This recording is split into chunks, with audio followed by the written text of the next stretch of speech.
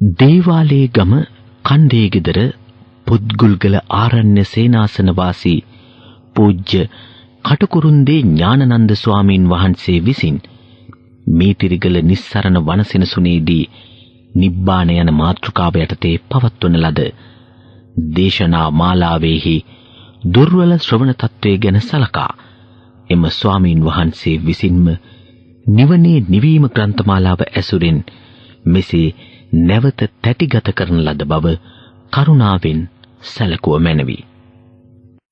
නමෝ තස්ස භගවතු අරහතෝ සම්මා සම්බුද්දස්ස නමෝ තස්ස භගවතු අරහතෝ සම්මා සම්බුද්දස්ස නමෝ තස්ස භගවතු අරහතෝ සම්මා සම්බුද්දස්ස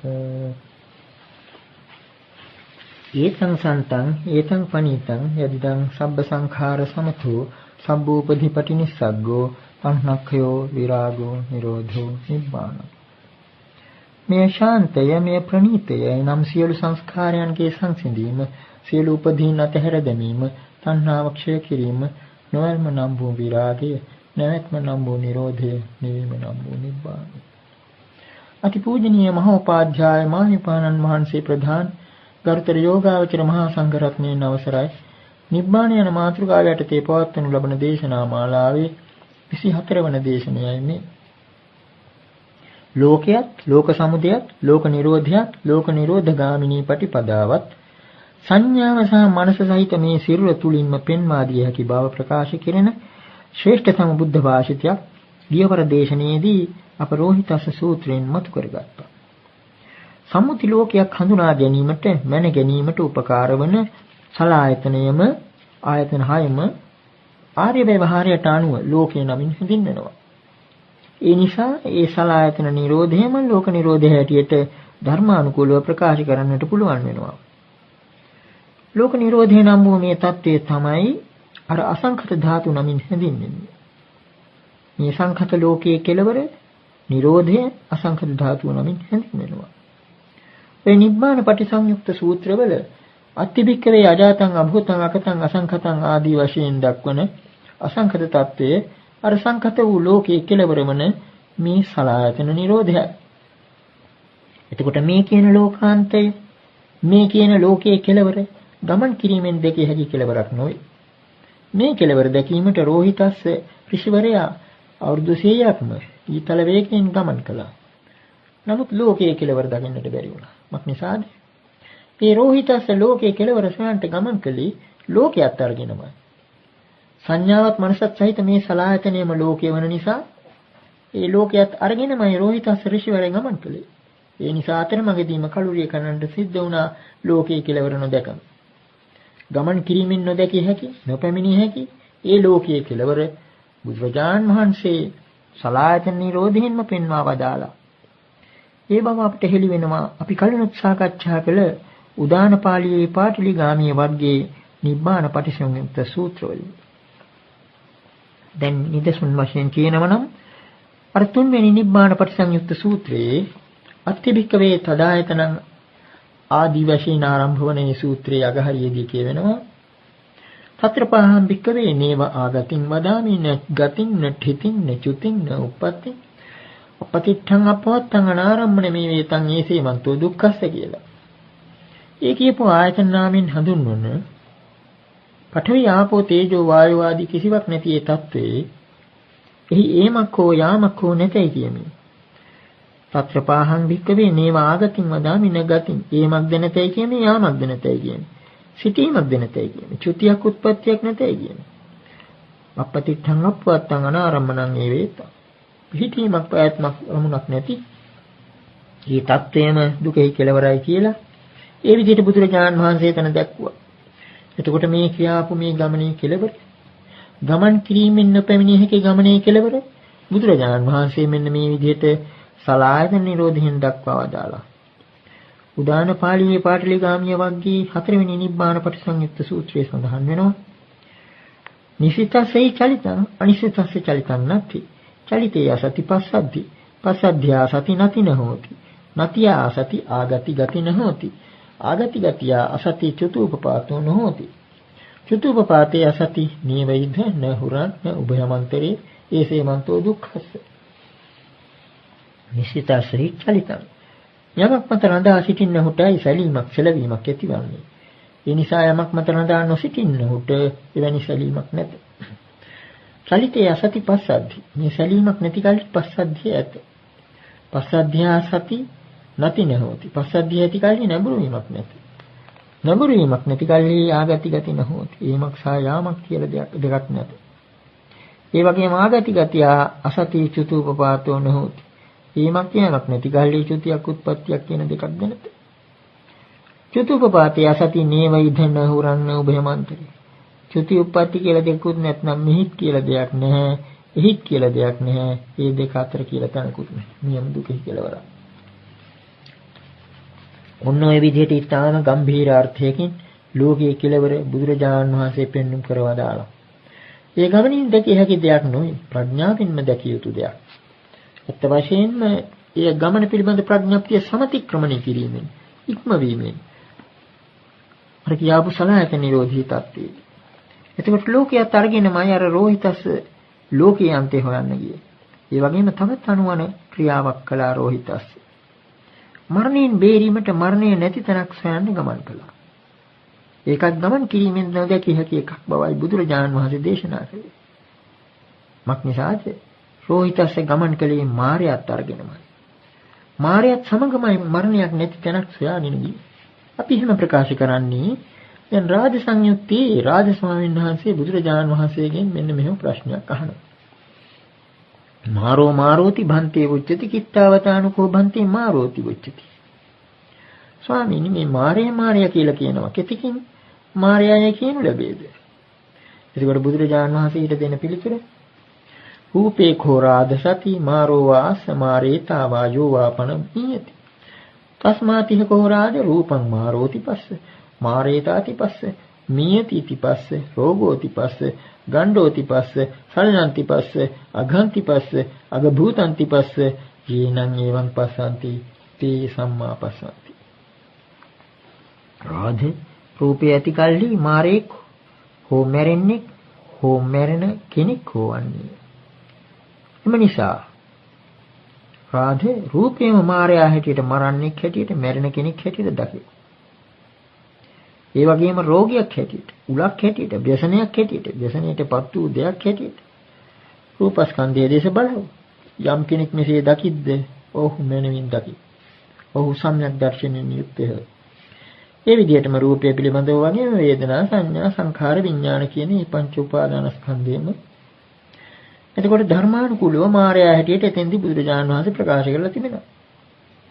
අන්න ඒක නිසා තමයි අපි කිව්වේ මේ රෝහිතස මරණයක් නැති තැනක් සොයාගෙන ගියේ මායයත් සමගයි කියලා. මෙන්න අපිට පෙනෙනවා මේ කියන උපාදානස්කන්ධ මේ රූප වේදනා ආදී තණ්හාවෙන් අල්ලාගෙන සිටිනතා මාරේ මරන්නේ මැරෙන්නේ සිටින බව. ඒ නිසා මේ වාත හැරීමෙන් මායාගෙන් මිදුණු මරණයෙන් මිදුණු අමරණීය කෙනෙකු බවට පත් වෙනවා. රහතන් වහන්සේ මෙලොවම මෙහිදී මාමරණීය තත්ත්වයට පත් වුණා කියලා ප්‍රකාශ කළේ ඒකයි. මෙතන තියෙන ධර්මතාව කලිනුත් අපි අර ප්‍රතිසම්පාද ධර්මයේ පිළිබඳව විස්තර කරන අවස්ථාවේ ප්‍රකාශ කළා. සුත්ත නිපාතේ පාරායන වර්ගයේ භද්‍රාවුධ මානව පුච්ඡාවේ ගාථාවක කොටසක් අපි දැන් මතක් කරගනිමු. යම් යම් හි ලෝකේ උපාදීයන්ති තේනේව මාරෝ වන්වේති ජන්තු. ලෝකේ යම් යම් දෙයක් උපාදාන වශයෙන් අල්ලා ගනිද්ද එයින්ම මාරයා මිනිසකු සත්වයකු පසුපස එයි. එතකොට මේ උපාදාන නිසාම භවය ඇති වෙනවා. භවය නිසා ජාති ජරා මරණ ආදී ඒ කියාපු ප්‍රඥප්ති වශයෙන් නැති වෙන තත්ත්ව සමූහයම එකම ඇති වෙනවා. තණ්හා උපාදානයේ නිසා අන්නේ ගැඹුරු අර්ථයෙන් තමයි එතකොට මේ පංච උපාදානස්කන්ධයම මායя කියලා බුදුරජාණන් වහන්සේ දක්වා වදාළේ. එපමණක් නෙවෙයි මේ සලආයතනෙම මේ ආයතන හයම මායාගේ පාලනය යටතේ තිබෙන්නේ. අපට ඒක හෙළි වෙනවා මායාගේ වචනයෙන්ම සංයුක්ත නිකායේ සංහතක වර්ගයේ මාන සංයුත්තේ කස්සක සූත්‍රයෙන්. එක් අවස්ථාවක බුදුරජාණන් වහන්සේ නිබ්බාන පටිසංයුක්ත ධර්ම දේශනාවකින් භික්ෂුන් උත්සාහවත් කරමින් සිටින විට මාරදිව්‍ය පුත්‍රය කල්පනා කළා මේ ශ්‍රමණ ගෞතමීන් මේ විදිහට ධර්මයේ දේශනා කරමින් ඉන්නවා සංඝයා වහන්සේලාත් බොහොම සාවධානව කන් දීගෙන ඉන්නවා. මම යන්න ඕන මේ ආගේ නුවණ වසාලන්න විචක්කු කම්මා කියලා එහෙම හිතාගෙන මාර්යා ගෝවියෙකුගේ වේශයක් මවාගෙන නගුලක් අර ගහගෙන දිගු කෙවිතක් අතින් අරගෙන අවුල්ලු කෙසින් මඩ වැකුණු පයින් යුක්තව බුදුරජාන් වහන්සේ දේශනා කරන තැනට ඇවිල්ලා මෙන්න මෙහෙම අහනවා. අපි සමන බලිවද්දේ අද්දස මහාන ගුණුන් දැක්කද? ඒකට බුදුරජාන් වහන්සේ තමන් මාර්යා හඳුනගත්තු බව හෙළි කිරීමට කිංපන පාපිමතේ බලිවද්දේ පාපිය නුඹට ගුණුන්ගෙන් ඇති වැඩේ මොකක්ද? කියලා ප්‍රශ්න කළා. එතකොට මාර්යා දැනගත්තා ඉතින් දැන් හඳුනගත්තා කියලා. ඒ අවස්ථාවේ මාර්යා තමන්ගේ හපංකම ප්‍රකාශ කරනවා. මම ඒව සමන චක්ඛු මම රූපා මම චක්ඛු සම්පස්ස විඥාන ආයතන. කොයින් මේ ගම් සමන ගන්තා මොක්කසි. මහණේ ඇස මගේ රූපයනුත් මගේ. ඒ වගේම චක්ඛු සම්පස්ස විඥානයත් මගේ. මහණේ නුඹ කොහි ගිහිල්ලා මගෙන් බේරෙන්නේ? බේරෙන්නේද? ওই විදිහටම අනිකුත් ආයතන පිළිබඳව ප්‍රකාශ කරනවා මාර්යා. මම ඒව සමන සෝතං මම සද්දා මම සෝතේ සම්පස්ස විඥාන ආයතන කොයින් මේ සමන ගන්තා මොක්කසි. ආදි වශයෙන් මන ආයතනෙ දක්වා ප්‍රකාශ කරනවා. නමේව සමන මනෝ මම ධම්මා මම මනෝ සම්පස්ස විඥාන ආයතන. කොයින් මේ සමන ගන්තා මොක්කසි. ඔය විදිහට මාර්යා ඇසුවා බුදුරජාණන් වහන්සේ ඊට දෙන පිළිතුර. තවේක පාපිම චක්ඛු තව රූපා තව චක්ඛු සම්පස්ස විඥාන ආයතන. යත්තේ පාපිම නත්ති චක්ඛු නත්ති රූපා නත්ති චක්ඛු සම්පස්ස විඥාන ආයතන අගති තව තත්ත පාපිම. ඒකේ අදහස ඕ පාපිය නුඹෙම තමයි මේ ඇස නුඹේම තමයි මේ රූපයත් නුඹේම තමයි මේ චක්කු සම්පස්ස විඥාණය.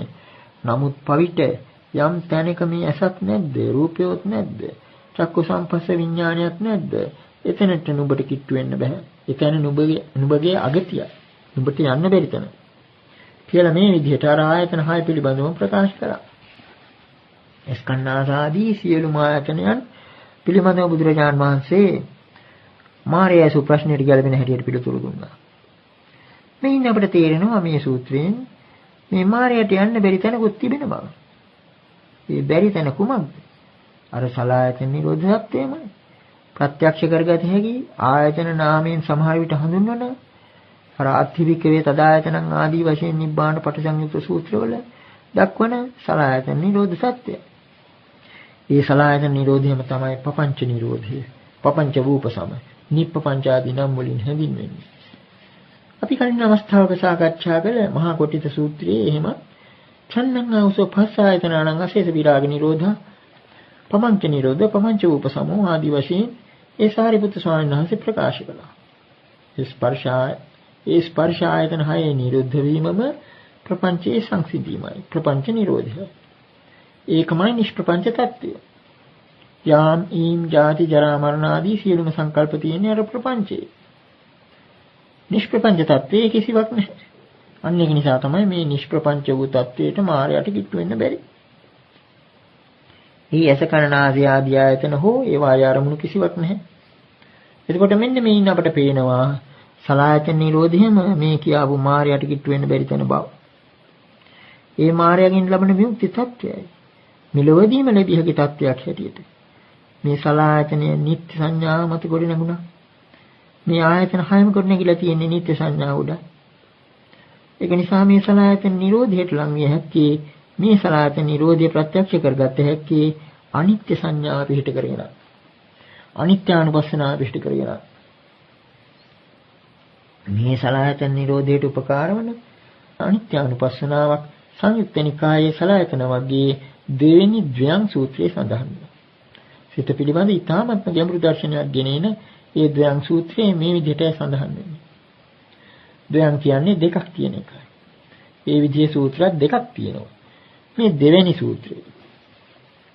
ද්වයං වික්කවේ පටිච්ච විඥානං සම්භෝති කතං ජබික්කවේ ද්වයං පටිච්ච විඥානං සම්භෝති චක්කුංච පටිච්ච රූපේච උප්පජ්ජති චක්ඛු විඥානං චක්ඛු අනිච්ඡං විපරිණාමී අඤ්ඤතා භාවී රූපා අනිච්චා විපරිණාමිනෝ අඤ්ඤතා භාවිනෝ ඉත්තේතං ද්වයං චරං චේව වයං අනිච්ඡං විපරිණාමී අඤ්ඤතා භාවී චක්ඛු විඥානං අනිච්ඡං විපරිණාමී අඤ්ඤතා භාවී යෝපි හේතු යෝපි පච්චයෝ චක්ඛු විඥානස් උප්පාදා සෝපි හේතු සෝපි පච්චයෝ අනිච්චෝ විපරිණාමී අඤ්ඤතා භාවී අනිච්ඡං පන භික්ඛවේ පච්චයං පටිච්ච උප්පන්නං චක්ඛු විඥානං කුතෝ නිච්ඡං භවිසති යාකෝ භික්ඛවේ ීමය සංකින්නං ධම්මානං සංගති සම්නිපාතෝ සමවායෝ අයං උච්චති භික්ඛවේ චක්කු සම්පස්සෝ.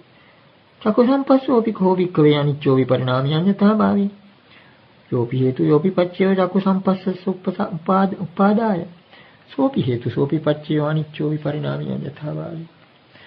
අනිච්ඡං කෝපන පච්චයන් පටිච්චුප්පන්නෝ චක්කු සම්පස්සෝ කුතෝ අනිච්ඡං භවිසති. පුට්ඨෝ වේදේති පුට්ඨෝ චේතේති පුට්ඨෝ සංඥාති.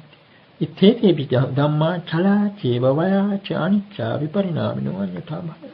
එතකොට මෙතන මේ දිගටම අර අනිත්‍යතාවංග වන පද රාශියක් තිබෙන බව සාමාන්‍යයෙන් අහුම්කම් දෙනකොට උනත් තේරෙනවා.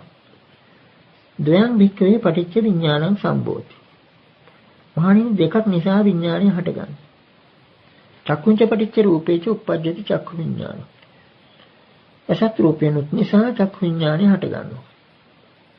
ඊළඟට ප්‍රකාශ කරනවා මේ දෙක අතරින් චක්ඛු අනිත්‍යං විපරිණාමී අඤ්ඤතා භාවය. අසානිත්‍යය වෙනස් වෙන සුළුයි අන්‍යාකාරයට පත්වන සුළුයි. රූප අනිත්‍ය විපරිණාමනෝ අඤ්ඤතා භාවිනෝ. රූපේනුත් අනිත්‍යය වෙනස් වෙන සුළුයි අන්‍යාකාරයට පත්වන සුළුයි. මෙසේ මේ දෙකම සැලෙන සුළුයි. සලිත වෙන ස්වභාවයෙන් යුක්තයි. චලං මේ ඊටමත් වැදගත් වචනයක්. වයං ගෙවි යන ස්වභාවයෙන් යුක්තයි. ඒ වගේම අනිත්‍යයි වෙනස් වෙන සුළුයි. අන්‍යාකාරයකට පත්වන සුළුයි. ඊළඟට චක්කු විඥානම් භික්ඛවේ අනිච්චං විපරිණාමී අඤ්ඤතා භාවය. ඒ වගේම චක්කු විඥානයත් අර දෙක නිසා ඇති වෙන විඥානයත් අනිත්‍යයි වෙනස් වෙන සුළුයි. අන්‍යාකාරයට පත්වන සුළුයි. යෝපි හේතු යෝපි පච්චය චක්කු විඥානස උපාදාය. සෝපි හේතු සෝපි පච්චය අනිච්චෝ විපරිණාමී අඤ්ඤතා භාවය. තම් හේතුවක් ප්‍රත්‍යක් නිසා චක්කු විඥානය පහළ වෙන්නේ. ඒ හේතුවත් ඒ ප්‍රත්‍යයත් අර වගේම අනිත්‍යයි වෙනස් වෙන සුළුයි. අන්‍යාකාරයට පත්වන සුළුයි. ඊළඟට බුදුරජාණන් වහන්සේ ප්‍රකාශ කරනවා අනිච්ඡං කෝපන භික්ඛවේ පච්චයන් පටිච්ච උප්පන්නං චක්ඛු විඥානං කුතෝ අනිච්ඡං භවිසති. අනිත්‍ය වූ ප්‍රත්‍යක් පිහිට කරගෙන ඇතිවන්නා වූ චක්ඛු විඥානය කෙසේනම් නිට්ටය වන්නේද? ඊළඟට යාකෝ භික්ඛවේ මේ සංකින්නම් ධම්මානං සංගති සම්නිපාතෝ සමෝයෝ. මේ කියාපු ධර්ම තුනේ කියන්නේ අසත් රූපයක් චක්ඛු විඥානයත් කියන මේ තුනෙහි එක්වීම සංගති එක්රැස්වීම සම්නිපාතෝ එකමුතු වීම සමவாயය. එක්වීම එක්රැස්වීම එකමුතු වීම බොහෝ දුරට සමානාර්ථවත් පද. මේ තුන එක්ුණාම ඒකට චක්කු සම්පස්සය කියලා ප්‍රකාශ කරනවා. ඊළඟට චක්කු සම්පස්සෝ විභික්ඛවේ අනිච්චෝ විපරිණාමී අඤ්ඤතා භාවය. චක්කු සම්පස්සයත් ඒ වගේම අනිත්‍යයි වෙනස් වෙන සුළුයි අන්‍යාකාරයට පත්වන සුළුයි. යෝපි හේතු යෝපි පච්චය චක්කු සම්පස්සස උපාදාය. සෝපි හේතු සෝපි පච්චය අනිච්චෝ විපරිණාමී අඤ්ඤතා භාවය. චක්කු සම්පස්සේ හට ගැනීමට යම් හේතුවක් ප්‍රත්‍යක් ඇද්ද? ඒ හේතුවත් ප්‍රත්‍යයත් අර වගේම අනිත්‍යයි විපරිණාමී අඤ්ඤතා භාවය. ඊළඟට අනිත්‍ය වූ හේතුවක් ප්‍රත්‍යක් නිසා හට ගන්නා චක්කු සම්පස්සේ කෙසේනම් නිට්ටය වන්නේද කියලා බුදුරජාණන් වහන්සේ ප්‍රකාශ කරනවා. ඊළඟට පුට්ඨෝ භික්ඛවේ වේදේති ස්පර්ශ කරන ලදී විඳී. පුට්ඨෝ චේදේති ස්පර්ශ කරන ලදී චේතනාවක් ඇති කරගන්න. සිතයි කියන එක. පුට්ඨෝ සංජානාති ස්පර්ශ කරන ලදී හඳුනාගන්න. ඒ කියන්නේ වේදනා චේතනා සංඥා කියන ධර්ම අර ස්පර්ශය නිසා ඇති වෙන්නේ. ඊළඟට ඉත්තේතේපි ධම්මා චලා චේව වයා ච අනිච්චා විපරිණාමිනෝ අඤ්ඤතා භාවය. මෙසේ මේ වේදනා චේතනා සංඥා කියන ධර්මයෝද අර වගේම සැලෙන සුළුයි, ගෙවි යන සුළුයි, අනිත්‍යයි, වෙනස් වෙන සුළුයි, අන්‍යාකාරයට පත්වෙන සුළුයි. ඔන්න ඔය විදිහට අනිත්‍යානුපස්සනාව එහෙම පිටින්ම අනිත්‍යානුපස්සනාව ඉදිරිපත් කරන සූත්‍රයක් ඒක. මේන් අපිට පේනවා බුදුරජාණන් වහන්සේ මෙතන පටිච්චසමුප්පාදයයි මේ සලආයතන ආශ්‍රයෙන් ඉදිරිපත් කරලා තියෙන්නේ. ලෝකීය ගොඩනැගෙන්නේ තියෙන දේවල් උඩ නොවේ. ඔක්කොම අනිත්‍ය දේවල්, සැලෙන සුළු, වෙනස් වෙන සුළු, අන්‍යාකාරයට පත්වන සුළු දේවල් උඩයි මේ ලෝකෙ ගොඩනැගිලා තියෙන්නේ. මුළු මහත් ලෝක සංඥාව ගොඩනැගිලා තියෙන්නේ. ඒකේ යටටට්ටුවයි මේ සූත්‍රයෙන් ප්‍රකාශ කෙරෙන්නේ. මේ හැම එකක්ම සැලෙන සුළුයි, වෙනස් වෙන සුළුයි, අන්‍යාකාරයට පත්වන සුළුයි. සාමාන්‍යයෙන් දැන් ඔය ඉන්ද්‍රිය සංවරය ගැන කියවෙන සූත්‍ර වලින් එහෙම ප්‍රකාශ කරනවා. නිමිත්තක් ගායි නානව්‍යංජනක් ගායි ආදී වශයෙන්. අස්කන්නාසාදීන් ලැබෙන අරමුණු පිළිබඳව නිමිති ගැනීම කියන එක නිත්‍ය සංඥාව නිසා සිදුවන්නේ. ඒකවල නිත්‍ය සංඥාව නිසා නිමිති ගැනීමක් වෙනවා. ඒ නිමිති ගැනීම නිසාම අර ආශ්‍රවයන් ගලාගෙන එනවා. තණ්හා මාන දිට්ඨි පపంచ කොට නැගිනවා. මෙන්න මේ විදිහටයි ලෝකයක් කොට නැගින්නේ. උපාදානස්කන්ධයක් කොට නැගින්නේ. ඊළඟට ඒකේ අනිත් පැත්ත බැලුවොත් අපි අනිමිත්ත සමාධියට උපකාර වන්නා වූ අනිත්‍යානුපස්සනාවෙන් කිරෙන්නේ අර නිමිති වලින් මිදීම. ඒ නිමිති වලින් මිදීම සම්මර්ෂණය නිසා. අර ඉස්සෙල්ලා තිබුණේ පරාමර්ශනයක්. නිත්‍ය සංඥාව නිසා පරාමර්ශනයක් දැඩි කොට අල්ලා ගැනීම, තණ්හා මාන දිට්ඨි වශයෙන් දැඩි කොට අල්ලා ගැනීමක් ඇති වෙනවා. පపంచ ඇති වෙනවා. පపంచ සංඛාවලට යට වෙන ස්වභාවයක්. මේ පపంచ සංඥා නිසා ඇති වෙන ලෝක නිරුක්ති, ලෝක වෝහාර, ලෝක පඤ්ඤාති වලට යට වෙන ස්වභාවයක් පුද්ගලයා තුළ ඇති වෙනවා. අනිත් අතට අනිත්‍ය සංඥාව නිසා කෙනෙකු අර නිමිති වලින් මිදීමට පටන් ගන්නවා. ආශ්‍රවයන් ගලායම වැළැක්වෙනවා. අනිත්‍යානුපස්සනාවෙන් ඒ වගේම තණ්හා මාන දිට්ඨි පపంచ අඩු වෙන්න පටන් ගන්නවා. අන්නේ විදිහේ ස්වභාවයක් ඇති වෙනවා. ඒකට නිමිති ගැනීම නිසා, නිත්‍ය සංඥාව නිසා පරාමර්ශනය, අනිත්‍යානුපස්සනාවෙන් කිරින්නේ සම්මර්ෂණය. විදර්ශනාවට උපකාර වන්නා වූ දෙයක්. ඔය විදිහට කල්පනා කරලා බැලුවොත් එතකොට මේ අනිත්‍යානුපස්සනාවෙන්ම මුළු මහත් දුක්ඛ ස්කන්ධයම නැති කරන්න පුළුවන් බව පෙනී යනවා. ඒ වගේ තවත් වටිනා සූත්‍රයක් සඳහන් වෙනවා ඛණ්ඩ සංයුත්තේ. ඛණ්ඩ සංයුත්තේ අනිත්‍යතා සූත්‍රයේ බුදුරජාණන් වහන්සේ ප්‍රකාශ කරනවා අනිත්‍ය සංඥා භික්ඛවේ භාවිතා බහුලීකතා සබ්බං කාමරාගං පරියාදීති සබ්බං රූපරාගං පරියාදීති සබ්බං භවරාගං පරියාදීති සබ්බං අවිජ්ජං පරියාදීති සබ්බං අස්මිමානං පරියාදීති සමෝහන්ති.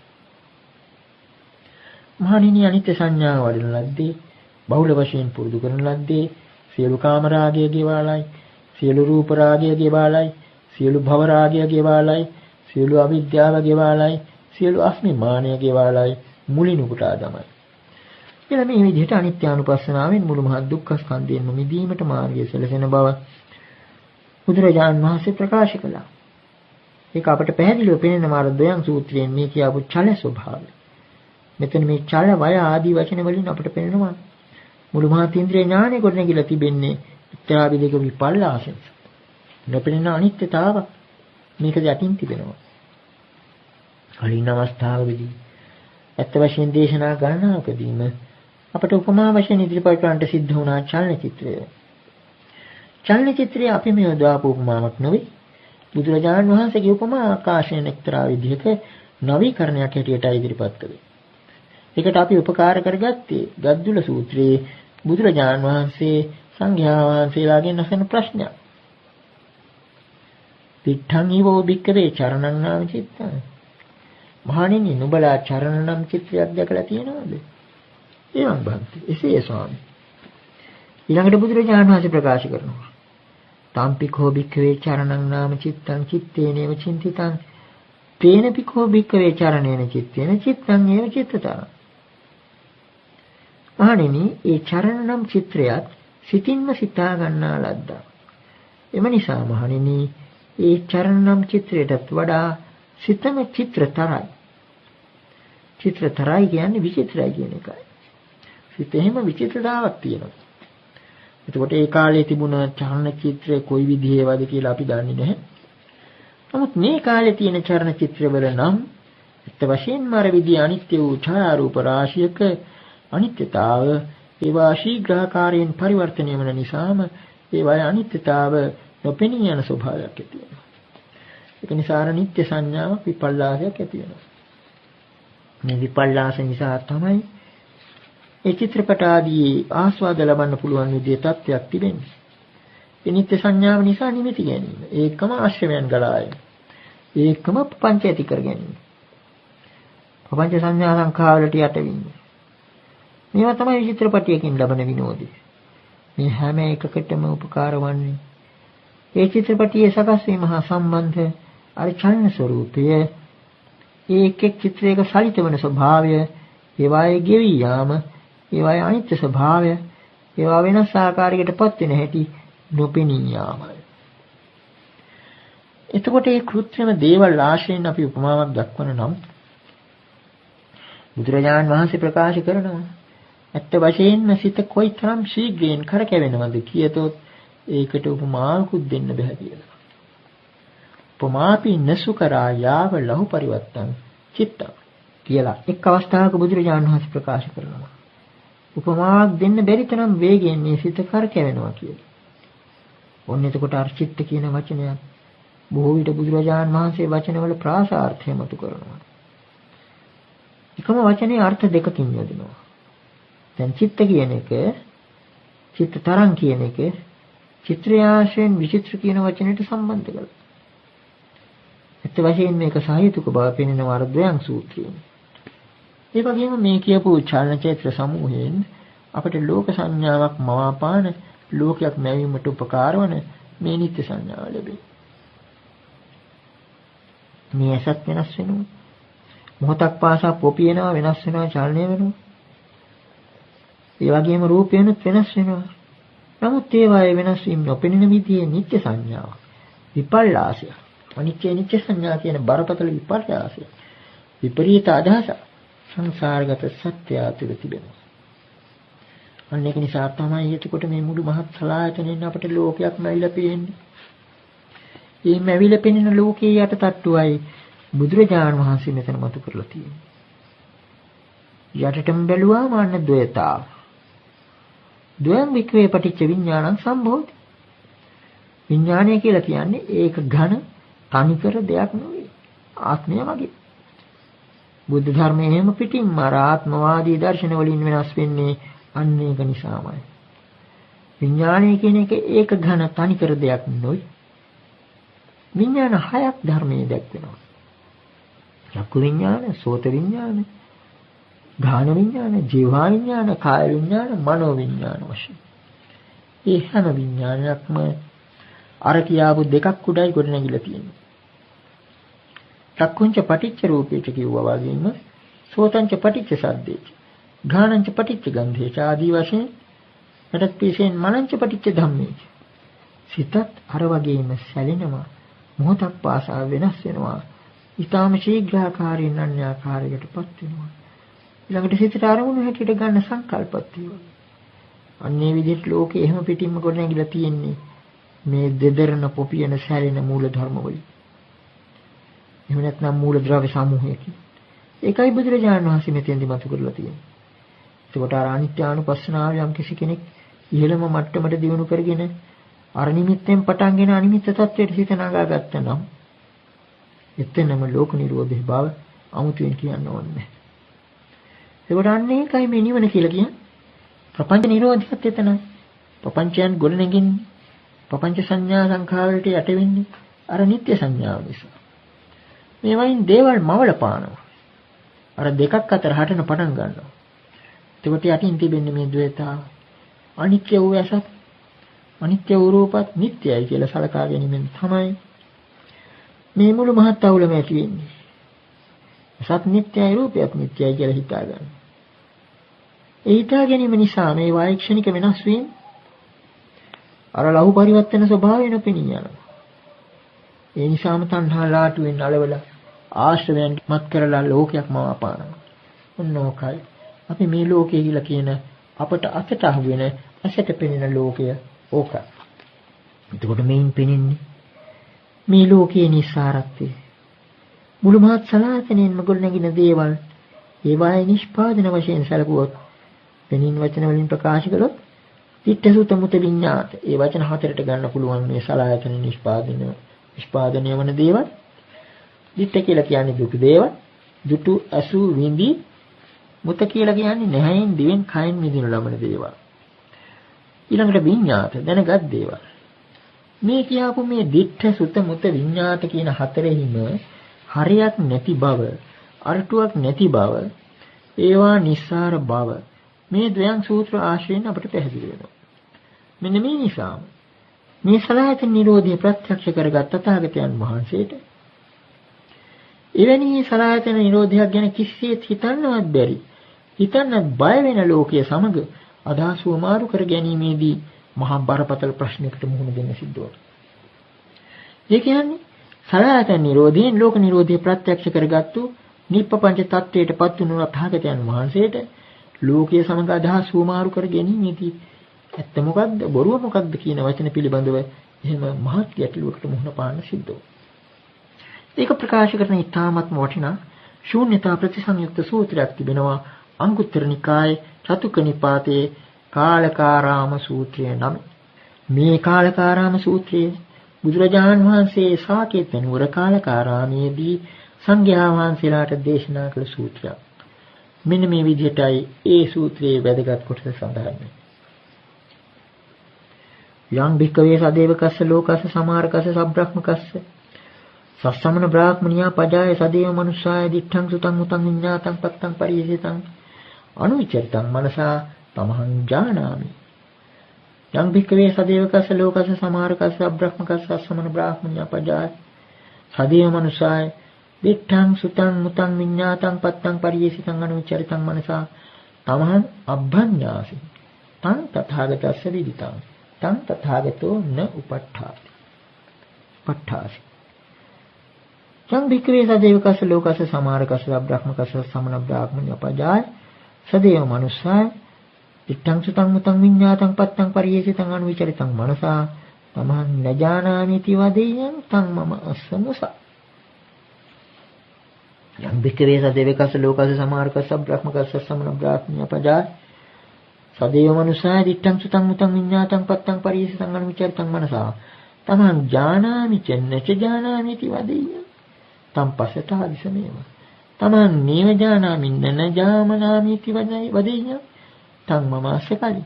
ඉති කෝ භික්ඛවේ භාගතෝ දිඨා දට්ඨබ්බං දිඨං නමඤ්ඤති අදිඨං නමඤ්ඤති දට්ඨබ්බං නමඤ්ඤති දට්ඨාරං නමඤ්ඤති සුතා සෝතබ්බං සුතං නමඤ්ඤති අසුතං නමඤ්ඤති සෝතබ්බං නමඤ්ඤති සෝතාං නමඤ්ඤති මුතා මොතබ්බං මුතං නමඤ්ඤති අමුතං නමඤ්ඤති මොතබ්බං නමඤ්ඤති මොතාරං නමඤ්ඤති විඤ්ඤාතා විඤ්ඤාතබ්බං විඤ්ඤාතං නමඤ්ඤති අවිඤ්ඤාතං නමඤ්ඤති විඤ්ඤාතබ්බං නමඤ්ඤති විඤ්ඤාතාරං නමඤ්ඤති ඉති කෝ භික්ඛවේ තථාගතෝ විට්ඨසුතමුත විඤ්ඤාතේසු ධම්මේසු තාදී යවතා තම්මාජ පනතාදී මාඤ්ඤෝතාදී උත්තරීතරෝවා පණිතතරෝවා නත්ථේති වදාමි. ඊළඟට ගාථා දෙකකුත් සඳහන් වෙනවා. යං කිංච දිත්තං අසුතං මුතං වාජ්ජෝසිතං සච්ච මුතං පරේසං නති සුතාදී සයසං මුතේසු සච්චං මුසාවාපි පරං දහේයං ඒතං ච සල්ලං පටිකච්ච දිස්වා ජෝසිතා යත්ථ පජා විසත්තා ඥානාමි පස්සාමි තතේව ඒතං අජ්ජෝසිතං නති තථාගතාන. බැලුවාම නම් සූත්‍රයේ කෙටි නමුත් මහා ගැඹුරු අර්ථ රාශියක් අඩංගු වෙන ශූන්‍යතා ප්‍රතිසංයුක්ත සූත්‍රයක්. මේකේ ඓතිහාසික පසුබිම් වශයෙන් ශාසනික ඉතිහාසය සම්බන්ධ කාරණා කීපයක් අපි කෙටියෙන් නමුත් සඳහන් කරමු. මේ විවරණයට බහින්න කලින් මේ කාලකාරාම සූත්‍රය සම්බන්ධයෙන් ඒ සූත්‍රේ නම් අහවල් තැන මෙන්න මෙහෙම දේශනා කළයි කියනවා මිසක් වැඩි විස්තර නැහැ. නමුත් අටුවාදීන් අපට ලැබෙන විස්තර අනුව ඒක දේශනා කරන්න යෙදුනේ අනාථපිණ්ඩික සිතානන්ගේ දියණියක් වන චූල සුභද්‍රා නැමැති ඒ සෝවාන් උපාසිකා විවාහ වෙලා ගිහිච්ච තැන තමාගේ මාමණ්ඩිය වන කාලක සිටුවරයා මිත්‍යා දෘෂ්ටියෙන් මුදා ගන්නට පුළුවන් වුණා යතන ඇත්තියට බුදුරජාණන් වහන්සේ පිහිට කරගෙන ඊට පස්සේ ඒ කාලක සිතානන් තමාගේ උයනේ මේ කාලකාරාමයේ තනවලා බුදුරජාණන් වහන්සේට පූජා කළා. ඒ වගේම ඒ සාකේත නුවරින් අලුතින් පැවිදි වුණු සංඝයා වහන්සේලා ඒ කාලකාරාමයේ රැස් වෙලා මෙතරම් අචේලකින්ට ලැබිව සිටි කාලක සිටාන මිත්‍යා දෘෂ්ටියෙන් මුදවා ගැනීමට හැකි වුණේ බුද්ධ ඥානෙ බුද්ධ ගුණය ගැන කතා කරමින් ඉන්න අවස්ථාවේ බුදුරජාණන් වහන්සේ මේ දේශනාව ප්‍රකාශ කළයි කියලා දක්වන්නේ. ඒ වගේම අටුවාව කියන හැටියට මේ දේශනාව කොයිතරම් ගැඹුරුද කියතොත් මේ දේශනාවේ ස්ථාන පහකදී මේ දේශනාව කරගෙන යද්දී තැන් පහකදීම මහ පොළොව කම්පා වුණා කියලා කියනවා. ඒ වගේම සූත්‍ර දේශනාව අවසානයේදී ඒ අසාගෙන සිටි 500ක් භික්ෂුන් වහන්සේලා රහත් වුණු බවත් ප්‍රකාශ කරනවා. ඊළඟට ශාසන ඉතිහාසය සම්බන්ධයෙන් කල්පනා කරලා බලනකොට ධර්මාශෝක රජුරුවන් ධර්ම දූතයන් වහන්සේලා පිටත් කර හරිනකොට යෝනික දේශයට වැඩම කළා මහා රකිත් ස්වාමීන් වහන්සේ. යවන දේශයේ සාමාන්‍යයෙන් සැලකෙන්නේ ග්‍රීසිය හැටියටයි. එතකොට මේ යවන දේශයේ සිටිය ග්‍රීකයින් ඈත අතීතයේ ඉඳලා දාර්ශනික වශයෙන් ලොකු දියුණුවක් ලබාගත්තු මහා දියුණු කළ මොළ ඇති අය උන්ට පළමුවෙන්ම දේශනා කොට වදාළේ මෙන්න මේ කාලකාරාම සූත්‍රයයි කියලා සඳහන් වෙනවා. ඒ කාලකාරාම සූත්‍රයෙන් දේශනා කළ බණ අහලා යවනයින් එහෙම නැත්නම් ග්‍රීකයින් 37000ක් මාර්ගඵලවලට පැමිණි බවත් ප්‍රකාශ වෙනවා. ඒ වගේම මේ ලංකාවේ බුද්ධ ශාසනය පිහිටුවාට පස්සේ සද්ධාතිස්ස රජතුමාගේ කාලයේදී කාල බුද්ධ රකිත ස්වාමීන් වහන්සේ චේතිය පබ්බතේදී මිහින්තලා ශාගිරියේදී කළුවර පෝදා කළු තිඹිරි ගස යටදී මේ කාලකාරාම සූත්‍රයෙන් මුළු තුන් රැයම ධර්ම දේශනා කළ බවත් ඒ ධර්ම දේශනාව සද්ධාතිස්ස රජු අහගෙන සිටිය බවත් ජන ප්‍රවාදවල ඒ වගේම වංශ කතාවල අටුවාවල හිමත් සඳහන් වෙනවා. ඔන්න කාරණා වලින් අපට පෙනෙනවා එතකොට මේක අතීතයේ ඉඳලාම ගැඹුරු ශූන්‍යතා ප්‍රතිසංයුක්ත සූත්‍රයක් හැටියට සැලකුණු බව. ඒ වගේම තැන් පහකදී පොළව කම්පා වුණ බවයි අටුවා ප්‍රකාශ කරනවා. ඒ ස්ථාන පහත් අපි මේ සූත්‍රයේ අර්ථ කියන අවස්ථාවේදී තේරුම් ගන්න පුළුවන් වෙනවා. දැන් ඊළඟට අර සූත්‍රයේ සිංහල අර්ථය ලං කර ගන්න බලමු. නමුත් ඒකත් එක්තරා විදිහක ඇතුළු සහිත තත්ත්වයක්. මක්නිසාද අර බොහෝ ගැඹුරු සූත්‍රවල සිදුවෙනා වගේ මේ සූත්‍රයේ පාඨාන්තර පිළිබඳ සෑහෙන ව්‍යාකූල තත්ත්වයක් තිබෙනවා. අටුවාවට පවා බොහෝ විට විසඳ ගන්න බෑ. ඒ වගේම නොයෙකුත් මුද්‍රණවල සංස්කරණවලත් ගැටලු සහිත තැන් නොපැහැදිලි තැන් රාශියක් තිබෙනවා මේ සූත්‍රයේ සම්බන්ධයෙන්. කෙසේ වෙතත් අර්ථානුකූල වන්ට සෑහෙන පමණ පාඨ පිරිසුදු කරගෙන අපි මේක පරිවර්තනය කරන්න උත්සාහ ගත්තොත් මෙන්න මේ විදිහට ප්‍රකාශ කරන්න පුළුවන්.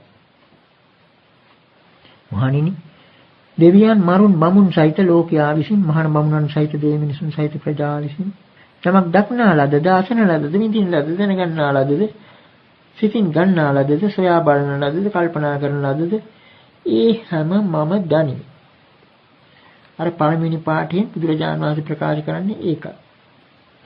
ලෝකයේ ඇති තාක් සත්වයින් විසින් දිත්තං සුතං මුතං විඤ්ඤාතං පත්තං පරිහිතං මනසා කියන මේ පද රාශියෙන් හැඳින්වෙන ආකාරයට සලායතනෙන් යම් තාග්ගත හැකි දැනුම් මැද්දේ ඇද්ද ඒ සියල්ල මම දනිමි කියලා බුදුරජාණන් වහන්සේ ප්‍රකාශ කළා. ඊළඟට දෙවෙනි එකෙන් ප්‍රකාශ කරන්නේ මහණෙනි දෙවියන් මරුන් බමුණු සහිත මේ ලෝකයා විසින් මහාන බමුණන් සහිත දෙවි මිනිසුන් සහිත මේ ප්‍රජා විසින් තමක් දක්නා ලද දාසන ලදද මිදින ලදද දැනගන්නා ලදද සොයා බලන ලදද කල්පනා කරන ලදද ඒ සියල්ල තමන් අභ්ඥාසින් මම විශේෂ වශයෙන් දැනගති කියන එකයි. අභිජානාති කියන වචනය. අභි කියන උපසර්ග පදයේ මෙතෙන්ට එකතු වීමයි වෙනස තියෙන්නේ. ඊය මම දන්නව පමණක් නෙවෙයි විශේෂා දන්නේ විශිෂ්ට වශයෙන් දැනගන්න. දැනගති. ඒ වගේම තං තථාගතස්ස විදිතා. ඒ තථාගතවරයා විසින් තේරුම්ගෙන තිබේ. විදිතං කියලා කියන්නේ ඒක දැනගෙන තිබෙනවා. තේරුම්ගෙන තිබෙනවා. තං තථාගතෝ න උපට්ඨාසි. නමුත් තථාගත තෙම මෙන්න උපට්ඨාසි කියලා කියන්නේ ඒ දැනුමේ එල්බගත්තේ. ඒ දැනුම අල්ලගත්තේ. එහෙම නැත්නම් ඒ දැනුමට සමීපව සිටියේ නැහැ.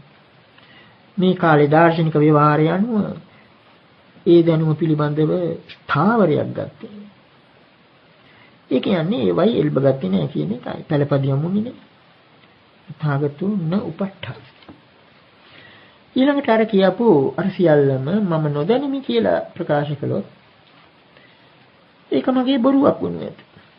මම අසමුස. බැලු බැලමට ප්‍රහේලිකා ගොඩක් වගේ මේ මුළු සූත්‍රයම.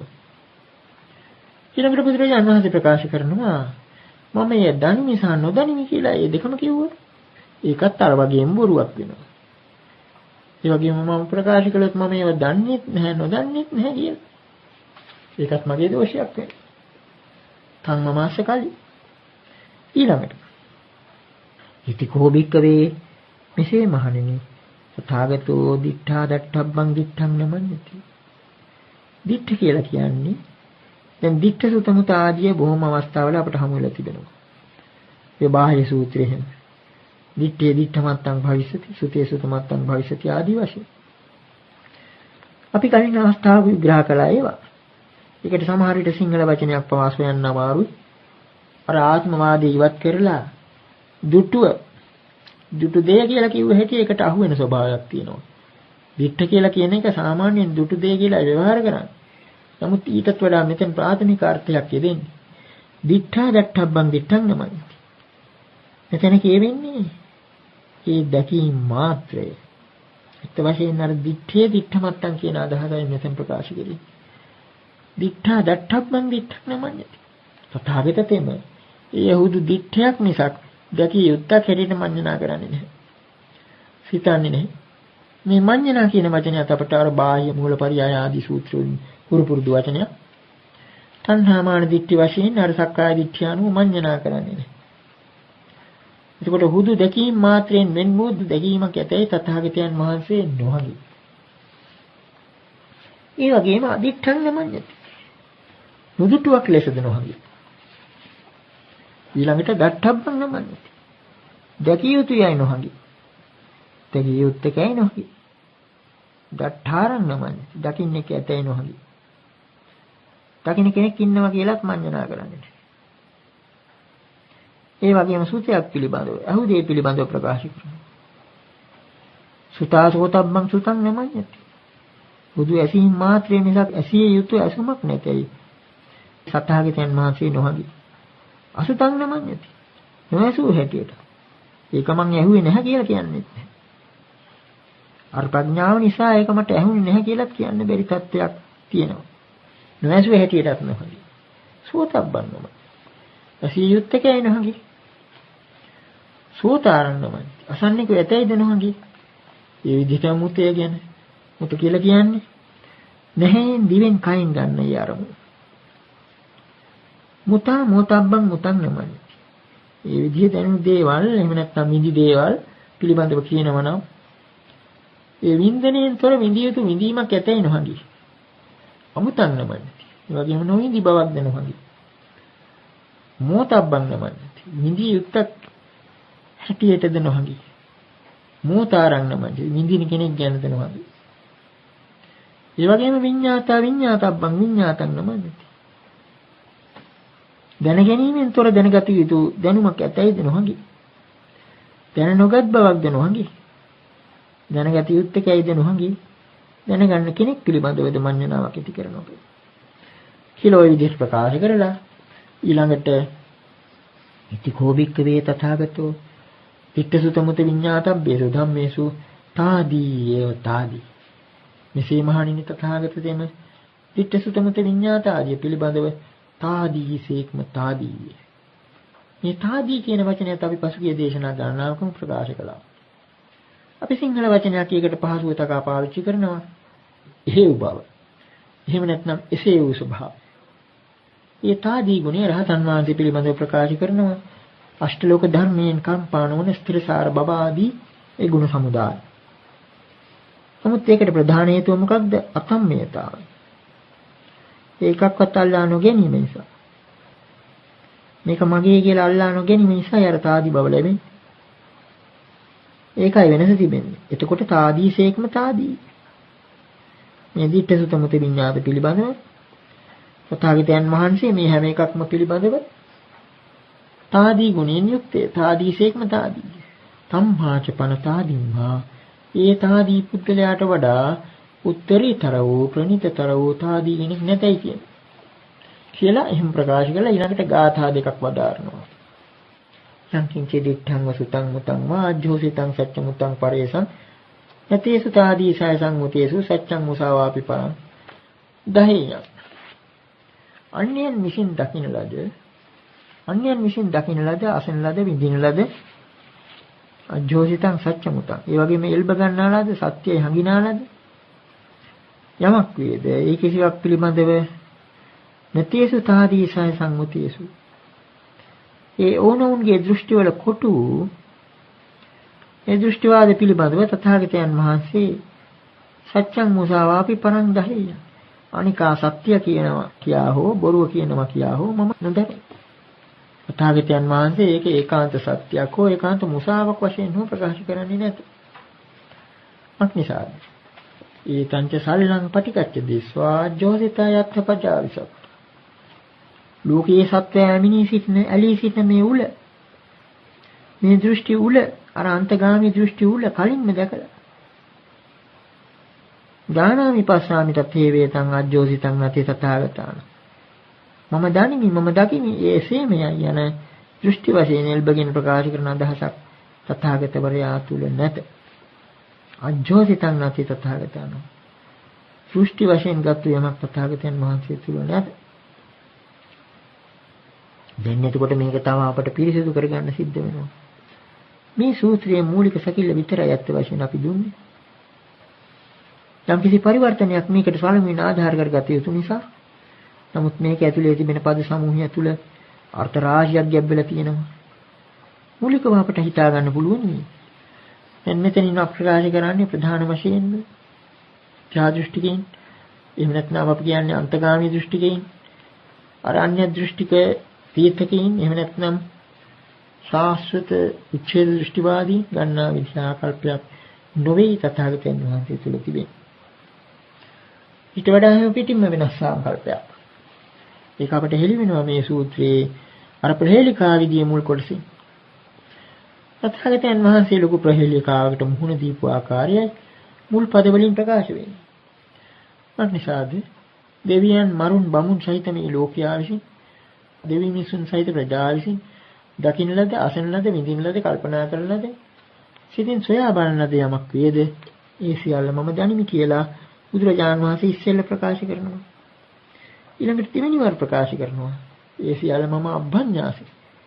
තමක් නොවේ ඒ සියල්ල මම තේරුම් ගත්තේ කියලා ප්‍රකාශ කරනවා. නමුත් තේරුම් ගත්තට මොකද ඒ දිට්ඨ සුත මුත ආදී පිළිබඳව දැඩිව ගැනීමක් තථාගතයන් වහන්සේ තුල නැහැ. යම් කිසි කෙනෙක් යම් කිසි දෙයක් අර දෘෂ්ටිවාදීන් ප්‍රකාශ කරන අන්දමට සම්පූර්ණයෙන් තේරුම් ගත්තා නම් එහි එල්බගත යුතුව තිබෙනවා. නමුත් තථාගතයන් වහන්සේ මෙතන න උපට්ඨාසි කියලා ප්‍රකාශ කරනවා. මෙතනම ලොකු ගැටලුවක්. ඒ වගේම මේ දේශනාව තුලින්ම අපට පේනවා කලින් සාකච්ඡා කළ අභ්‍යාගත වස්තු පිළිබඳ ප්‍රශ්න. මේ ප්‍රශ්න වලට තරමක් සමානත්වයක් මෙතන තියෙනවා. අභ්‍යාගත වස්තු නම් අපි කලින් සාකච්ඡා කළ හෝති තථාගතෝ පරම්මරණා නහෝති තථාගතෝ පරම්මරණා හෝති ච නහෝති ච තථාගතෝ පරම්මරණා නේව හෝති නහෝති තථාගතෝ පරම්මරණා කියලා චතුෂ්කෝටික සතර කොන් තර්ක න්‍යායක් තිබෙනවා. ඒ තර්ක න්‍යායයට තරමක සමානත්වයක් මේ සූත්‍රයේ තිබෙනවා. නමුත් මෙතන අමුත්ත තියෙන්නේ අර මුල් කොටසේ.